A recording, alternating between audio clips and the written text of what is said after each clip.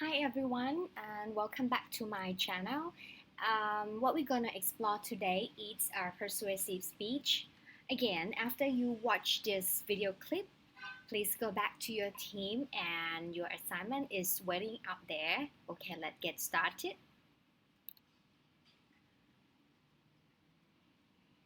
Here's the overview. I will start with the definition first, followed by how to choose the appropriate topics for your persuasive speech. Then it will be how to organize your persuasive speech, which I propose two patterns, Monroe's motivated sequence and a kind of pattern which I call universal persuasive components. But in this video, we will only talk about the Monroe's motivated sequence only. So for the universal components will be discussed in the next video. Otherwise, it's going to be too long. Okay. So let me first explain the definition of the persuasive speech. A persuasive speech. Okay, what is it? It's a kind of speech that the speaker has a goal in his or her mind to convince the audience, to persuade the audience, or to motivate the audience to do something or to believe in something that the speaker proposes.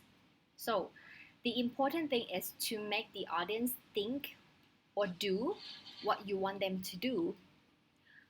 Okay, so now you know what the persuasive speech is. So next, how to choose the topic. Yeah. So you should bear in mind that a suitable topic for persuasive speech should be a kind of topic that most people will disagree or can have different opinions, which is quite challenging to convince them to do the thing that they may believe in different ways. And yes, if you choose the topic that you are passionate about, that you're really into it, then you will have an inner insight and then it will reflect your performance really well. Okay. The next one gonna be the sample of a sort of persuasive topics. Let's take a look at the first sample. A teenager attempting to convince her parents that she needs to be able to stay out until 11 p.m. instead of 10 p.m. Of course, parents normally want their kids to arrive home very early, so it's quite challenge to persuade them, right? Yeah, interesting, right? The next example topic is a student council. A student council president trying to convince school administrators to allow the students to have a dance after the final football game of the season. Challenging, huh? Especially in some contexts, right? So it's also interesting. The third one is a nutritionist attempting to persuade people to drink more water, more pure water, to avoid potential health hazards. Okay, also interesting, especially when the audience are really into drinking like soda, bubble tea instead of drinking pure water, things like that. Okay, the fourth one, what is? A young designer trying to convince men to wear pink clothes. Wow, pink clothes for men, so weird for some, right? So it's quite challenging topic as well. For the last one, college student trying to persuade teachers about why it is a good idea to read 50 Shades of Grey. Yeah, 50 Shades of Grey, always a controversial issue for most people in a conservative world, right? So all of this is quite challenging for the speakers to persuade the audience to do the thing or to believe the thing that they really want them to do. See, all of these are the quite good example of a persuasive speech. Okay, so now moving on to the next point, how to succeed. Talking about the way to succeed, um, as you may know from the informative speech in the previous video, the attention getter is very important, right? In terms of you need to use the attention getter at the beginning of your speech. And it's always true with the purposive speech as well. Using an attention grabbing device is a powerful way to begin a persuasive speech. It can make your audience laugh, think about a personal experience, or tell you anecdote or a short story that produce emotion. They are more likely to listen to the content of your argument. Also, the willingness of the audience to accept a new view, the body language of the speaker, and the environment in which the speaker is given, all can affect the success of a persuasive speech. So please think about all of these factors when you practice your persuasive speech, okay? So now we come to the most important step of for preparing a persuasive speech, which is um, the process of drafting your speech. There are several ways or patterns that are used when it comes to drafting a persuasive speech. But in this video, the Monroe motivated sequence is the focus. And for the universal persuasive components, this will be mentioned in my next video, okay? Let's see the Monroe's motivated sequence. So let's come a little closer on Monroe's motivated sequence. This sequence, or I would say pattern, it's a perfect for a persuasive speech that aim at call to act or call for the audience to act or do something based on what the speaker proposed.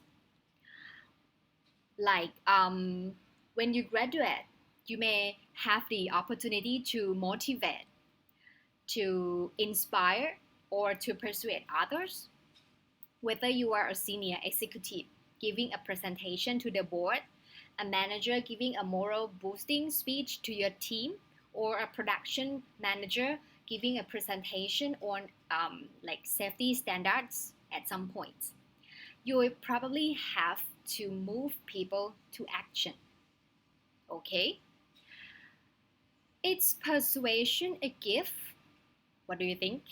Is it a gift?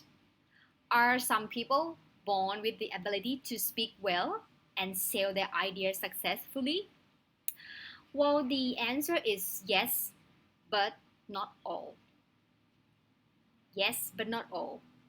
We'll look at the key factors you need to put together a clear and engaging call to action using 5-step process known as the Monroe's motivated sequence.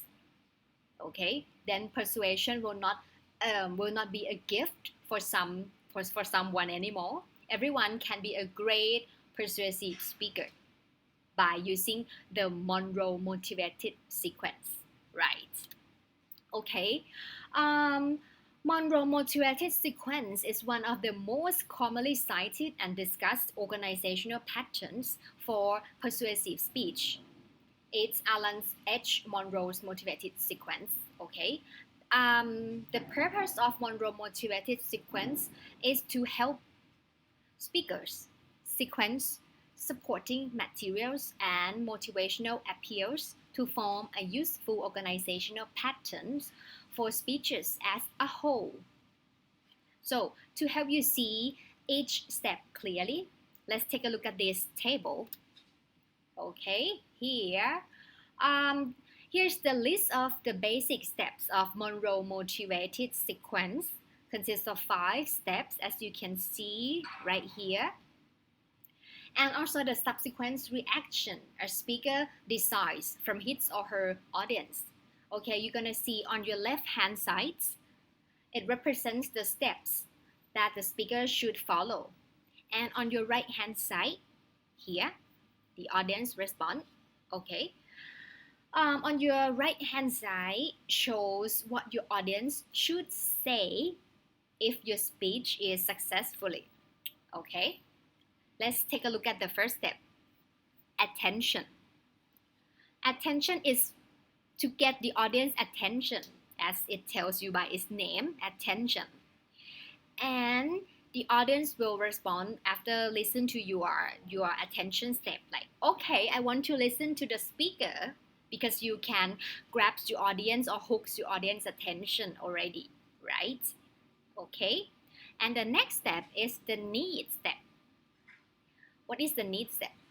The need step is the step that you need to show the need, or describe the problem, illustrate the problem that you're gonna propose in your speech, or the need that you're gonna tell the audience.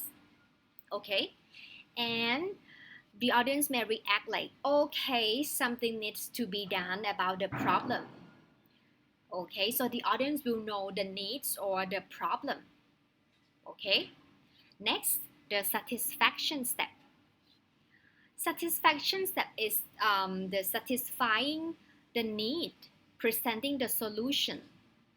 In this step, you need to let the audience know the solution of your problem that you proposed in the previous step, or the thing that the how to satisfy the need that you just proposed in the previous step. Okay, the audience may react like, okay, in order to satisfy the need or fix the problem, this is what I need to do, right? The audience will know the solution, what they're supposed to do from this step. Okay. The next one is visualization. Visualization, or visualizing the results. You may need to try to make the audience see the results by imagining or by picture the results. Okay. The audience may respond like, okay, I can see myself enjoying the benefits of taking action, like that. And the last step is the action. Yeah, requesting the audience action or approval. Ask them to act, to do something, or to approve something, to believe, to do something that you propose them to do. Okay. The audience may react like, okay, I will act in a specific way, or approve a decision or behavior. Okay. Next, we'll see each step in more detail. Right. Starting from the first step, the attention step. Okay. Why do we need to get the audience attention at the beginning of the speech? Why? According to the related research, it shows that the audience will mostly pay attention at the beginning of the speech. So the speaker should try to hook their attention in the very, very first step. But how? Okay, you can use storytelling, humor, a shocking statistic, or a rhetorical question.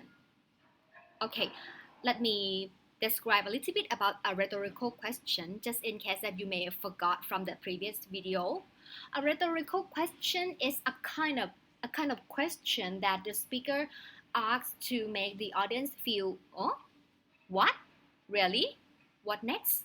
To arouse to arouse their feeling, to make them feel like, oh, what's next? Okay, it's not necessary to wait for the answer, just ask for the attention. It's that, and that's what we call the rhetorical question. Okay. Yeah, you can use any kind of storytelling, humor, shocking statistic, rhetorical question, anything that you think that it can get the audience attention. The audience will sit up and take notice and listen to your speech. Okay, you can decide which strategy that's gonna work with you and your topic. Okay. Let's see the sample of the attention step in more details. Here's the example of a half-day seminar on safety in the workplace. Your attention step might be like this. Okay. Despite detailed safety standards and regulations, surveys show that 7 out of 10 workers regularly ignore safety practices because of ease, comfort, and efficiency. Some of these people get hurt as a result. I wonder how comfortable they are in their hospital beds or coffins. Wow, it's quite rank, right? Oh, I wonder how comfortable they are in their hospital beds, in their coffins, right? The speaker used a kind of shocking statistic and a kind of what you call um, sarcastic words like I wonder how comfortable they are in their hospital beds, coffins. See, they use the word that okay when the audience listen to these kind of words, they may what you gonna say? Coffin, hospital beds, what?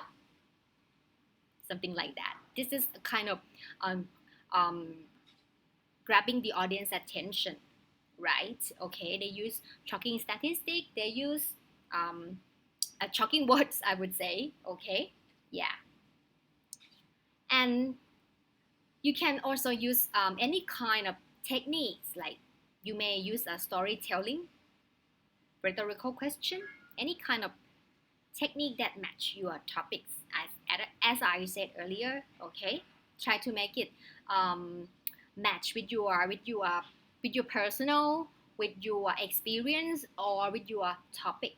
It would be effective, relevant. Okay, next, yeah, please note that this step doesn't replace your introduction. It's a part of your introduction. What does it mean? You can still give the introduction, who you are, what's your position, what's your expertise, in order to make your speech more credible, to establish your credibility. Yeah, and then you just follow by the attention step, right? Okay, do not replace the attention step with your introduction.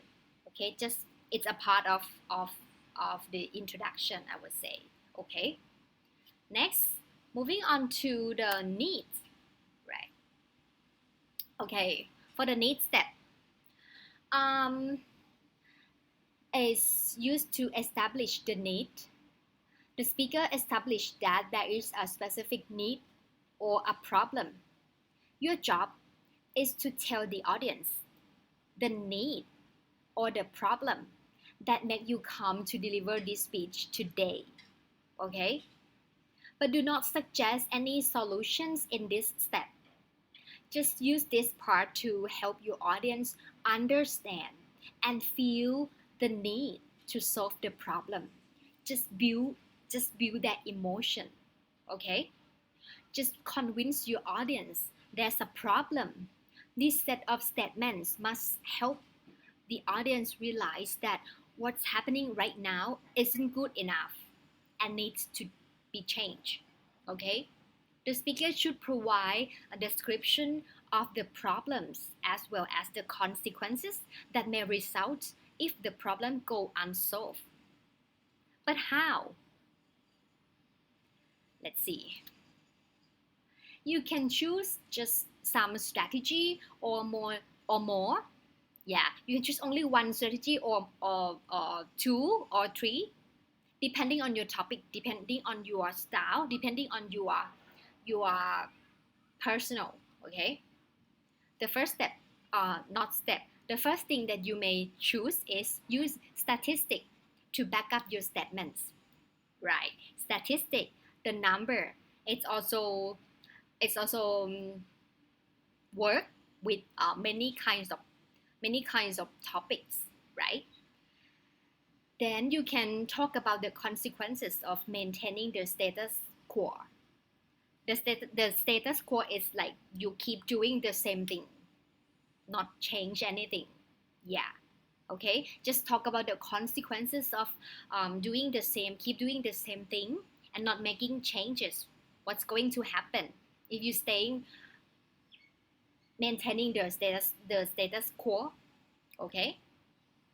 And you may show your audience how the problem directly affects them, right? Okay. But remember, you are not at the "oh, I have a solution" stage yet. Not tell them the solution in this step. Okay. In this step, you want to make the audience uncomfortable and restless, and be ready to do something that you're gonna recommend in the next step. Okay. Let me show you the sample of the need step. It's still on the topic of a half-day seminar on safety in the workplace. Okay, the same topic with the attention step. Here's for the need that the speaker proposed is the apathy or lack of interest is the problem. Wow. Okay, the lack of interest is the problem. How? Firstly, the speaker may give the audience examples and illustrations. What's happening right now? What's the problem? Okay, let's see. They said that safety honestness sit on the floor when the worker is 25 feet above ground. Safety honestness is right here, as you can see in the first picture here. Okay, this is what we call safety honestness. Ventilation marks are used more to hold spare change than to keep people safe from danger fume. This is the picture of the ventilation marks right here. Okay, the speaker try to illustrate what's happening right now, try to explain the situation right now that okay, worker ignore to use all of these safety stuff. Okay, and that's the problem. Mm. And here's the speaker used consequences. Ignoring safety rules caused 160 worker deaths in our province, in our states last year. I'm here to make sure that you aren't part of next year's statistic. See, the speaker showed the results of ignoring the safety rule, that is death, based on the statistic as well. Wow, they show the consequence. They also use the statistic to to show that okay, if you still ignore the rules, the consequence, the result will be like this. You're gonna die, things like that. Okay, and that's all about the need step. Next gonna be the satisfaction. Okay, for the satisfaction step, in this step, the speaker sets out to satisfy the needs or solve the problem. You have to persuade your listeners that the solution you are proposing is the most effective strategy out there. What you need to do in this step is to show the solution of the problems or how to do to serve the need that you mentioned in the earlier step. Okay? And it's time to show them the way to solve that problem, the way to serve the need. Okay, and it should be concise, simple to follow, and easily understood by every audience. But the key of the satisfaction step is you need to introduce your solution. How will you solve the problem that your audience is now ready to address? And the satisfaction step is the main part of your speech, of your presentation. So you need to make it clear. Okay? It can be vary. It will vary significantly depending on your purpose. But how? Okay, let's take a look at a sample of this step. Okay. Here's the sample of satisfaction step that I recommend you to follow when you prepare the satisfaction step. Okay, it's quite long. It's quite consists of too many steps, but you don't need to follow all of these. How many? 1, 2, 3, 4, 5, 6. How many? You may not need to follow all of these 6 steps. It depends on your topics, depends on your audience, depends on your goal of deliver your speech. Okay, but please use this as a guideline to help you follow the satisfaction step effectively. Okay, first you may need to give your audience the background, and then discuss the fact, and then elaborate and give details to make sure the audience understand your position and solution. Clearly state what you want the audience to do or believe. Use example, testimonial, and or statistics to prove the effectiveness of your solution. And also prepare counter arguments to anticipated objections. Let's see a clearer sample in the next slide here. Okay, for the satisfaction step that the speaker proposed is right here. Everyone needs to be responsible and accountable for everyone else's safety.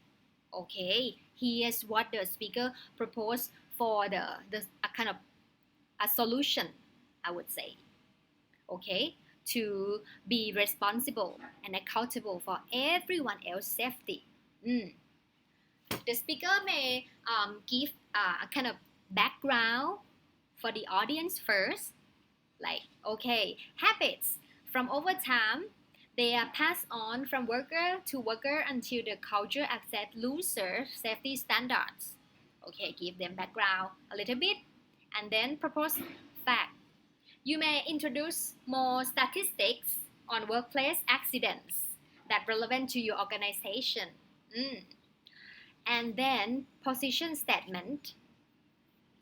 When workers are responsible and accountable for one another, safety compliance increases.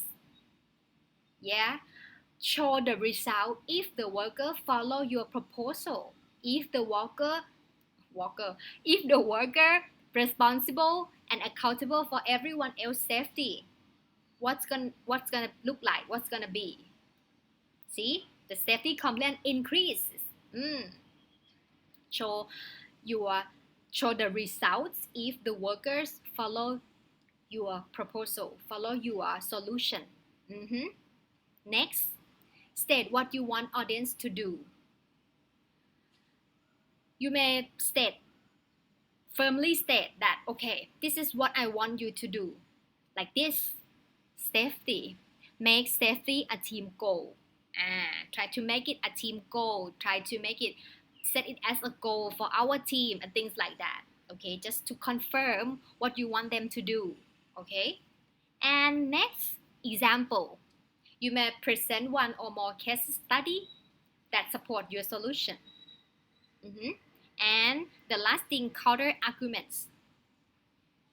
Like, safer workplaces are more productive, even in the short term. Just in case that, okay, there's someone argue that, oh, it's not gonna work. We only have like 1 month or things like that. You may need to prepare counter argument, like right here. It's good. It's productive. Even in the short term, it's still good. So workers are more efficient when they don't take the time to follow safety rules and things like that. Okay, prepare for the counter arguments just in case that there may some of your audience argue that, oh, it's not gonna work. We have only like 1 month, but you still have the counter argument to fight with them. Oh, it's gonna work. It's more productive even in a short term based on this and this and this and that, things like that. Okay, clear? So next, the visualization step. For the visualization step,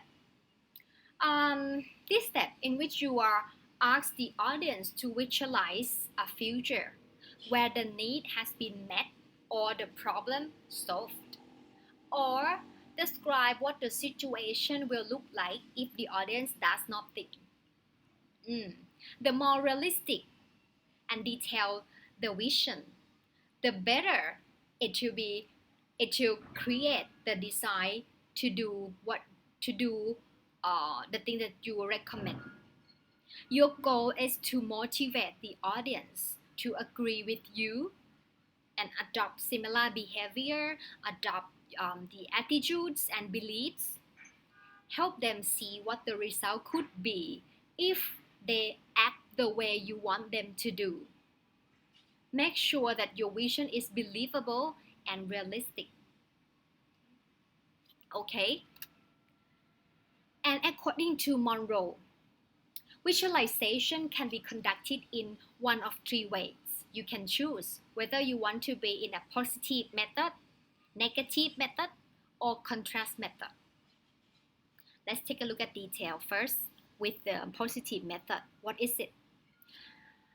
You can make the audience visualize and see the results by using a positive method, like describe what the situation will look like if your ideas are adopted. Emphasize the positive scenario, okay? Or you may show the negative method. Describe what the situation will look like if your ideas are rejected. What's going to happen if your idea are rejected? If you not do the thing that I propose, what's going to happen? Okay? Focus on the dangers, scary, the difficulties that caused by not acting. And the last method is the contrast method. Develop the negative picture first and then review what could happen if your ideas are accepted. Okay, so your audience or your listener should feel that your solution is the only and best choice out there. Okay, I will show you some example here. This is a sample of the visualization in all three methods. When you prepare your script, you just use only one method. It doesn't need that you I choose all of these three methods. It's not necessary like that. Okay, just choose only the method that you feel oh it's gonna work and it's matched with your topic, with your context. Okay, see, for the visualization, picture a safe and healthy workplace for everyone. Okay, in terms of negative methods, continue the status quo or keep doing the same thing, and someone will be seriously injured. Picture yourself at a college funeral. You were right beside him when he decided not to wear his safety harness. How do you face his wife when you know you were right there and didn't say anything? Huh? See, this is the present the negative method. Okay. This is the result of not doing the thing that I propose. This is the result that not adopt my my my solution in your workplace. It's gonna be disaster like this. Something like that. Okay. For the positive method, imagine seeing your coworker receive an award for 25 years of service. Feel the pride when you teach safety standards to new workers. Share the joy of your team's rewards for an outstanding safety record. Talk about the positive way, the positive thing that gonna happen if you follow or if you adopt my solution.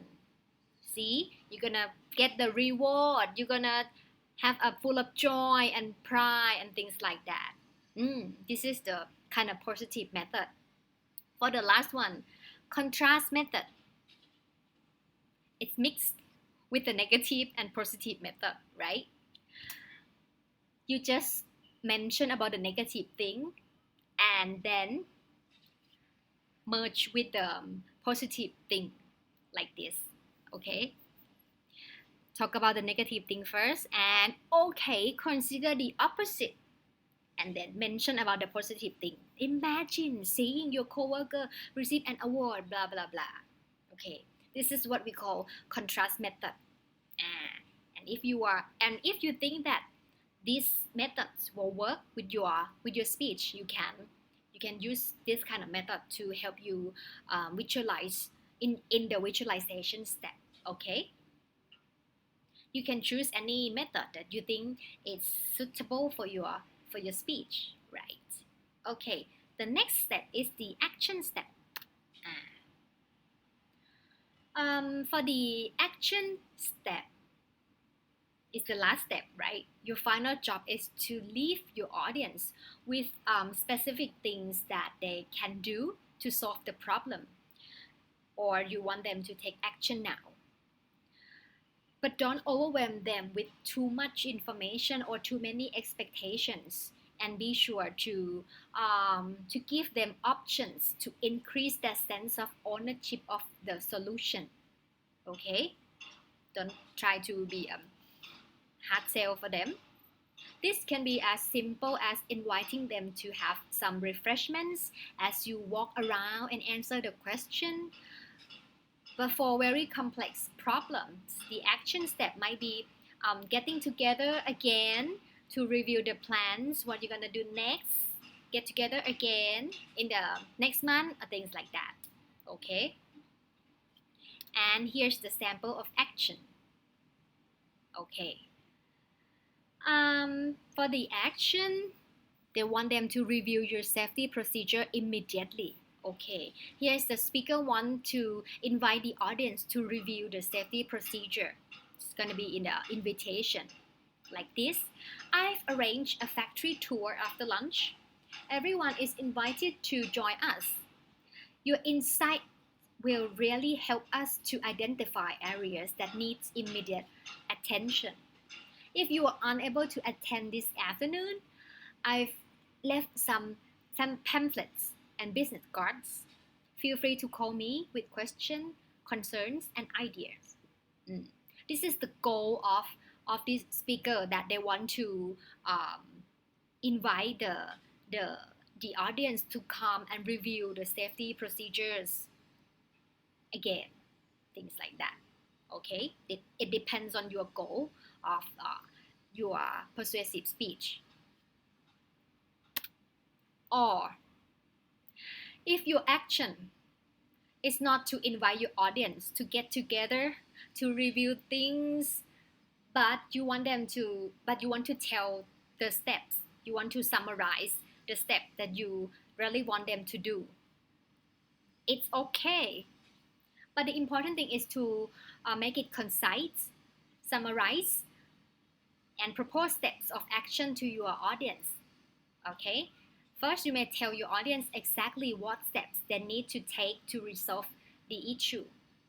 Explain to your audience which tools they have to address the problem. Invite your audience to ask you additional questions. Like this. And you're gonna see this kind of example in the video clip that I'm gonna assign in the assignment section in your Microsoft Teams. So you in that video you're gonna see the sample of using this kind of action. Okay. So let me show you the 5 steps of the Monroe sequence sample as outline as a whole 5 steps. Okay. First, the attention step. This is the outline that the speaker used for the each step for the each step of the Monroe sequence. Okay, yeah, just an outline. For the attention step, the speaker plan to use a rhetorical question. First, like, okay, when was the last time you saw a dog chained to a tree in a neighbor's yard? Heard about a puppy mills in your town? or went into a pet store only to find dogs and cats for sales?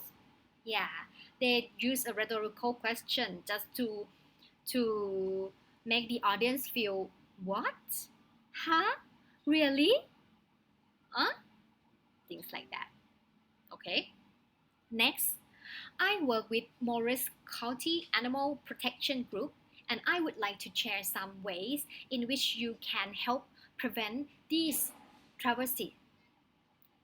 The speaker used personal experience. They show, they also state the the credibility, establish the credibility. I would say that okay, the speaker are the one who work with this animal protection group and things like that. So the audience will feel that okay, you are the one who work in that group. Okay, it's um, the audience can rely on your speech. Okay, and then they give an overview of what's going to happen in their speech. First, I will describe some of the major problems in Morris County, and then I will tell you how you can get involved. Just give an easy overview. Okay, then for the next step, need step. Um, used to state the need or the problem, right? And here is their need step. Many animals in Morris County are abused and neglected. Uh, they use consequence mostly to show the to illustrate the need or to illustrate the problem.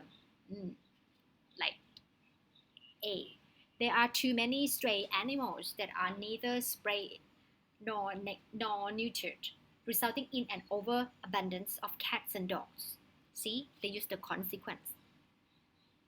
These animals often cannot find enough food to survive, and the local shelter cannot accommodate such high populations. Show the consequence. The cost of local spay neuter programs is too high for our agency to handle. Show how the problem directly affect, and also the consequence as well, because the cost is too high. Okay, and that's the problem. Next, the satisfaction step, presenting the solution, satisfying the needs. Okay, raising 1 million for the Morris County Animal Protection Agency can effectively solve this problem. Money. All I want is money. That's gonna that's kind of problem is gonna be solved by donating money, things like that. We could afford to spay or neuter most stray animals. See, use position statement, show steps to solve the problem. Obtained animals could be fed and accommodated until a home can be secure for them. Additionally, we could subsidize spay neuter costs for local citizens. Okay, and that's the satisfaction step. Next, visualization step. Visualize the future. And here, the speaker used contrast method. Imagine what we can do for our animals with this money. What will it be? What will it be like if we cannot carry out this action? Propose the negative first, right? And then, what will it be like if we can do these things? Propose positive scenario. They use a contrast method. Okay? And the last step, action step. Yeah, they summarize action, which they want the audience to donate to the Morris County Animal Protection Agency. If you want to help protect the many struggling stray animals in Morris County, make a donation to our organization. Your donation will make a real difference in the lives of our animals. We cannot affect real change for the animals of our county without each and every one of you. Summarize what the speaker need the audience to do, to donate, right, to help them, things like that. Okay, and that is the overall of the Monroe sequence sample outline. You can use Monroe sequence outline in your persuasive speech.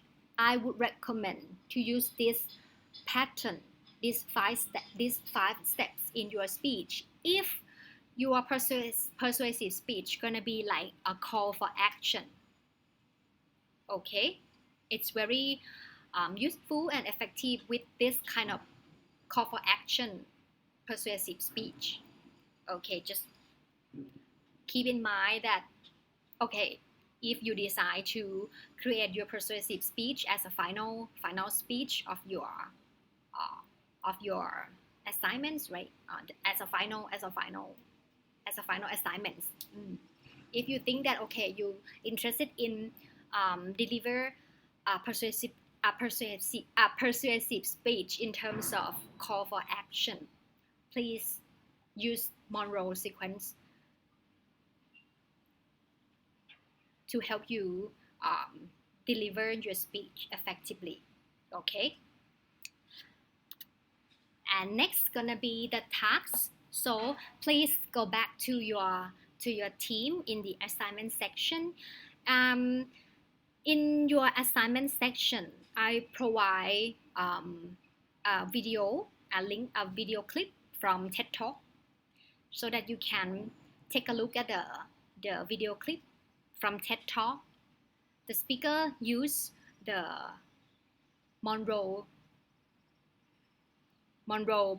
sequence, Monroe motivated sequence, so that you can see a very clear picture when it comes to the speech. But it's quite a very short speech, about like 4 minutes and things like just 4 minutes. Okay, so it's quite short.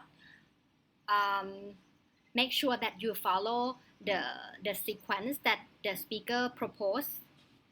The speaker used all 5 steps of Monroe's motivated sequence. So try to watch and analyze which statement, which step that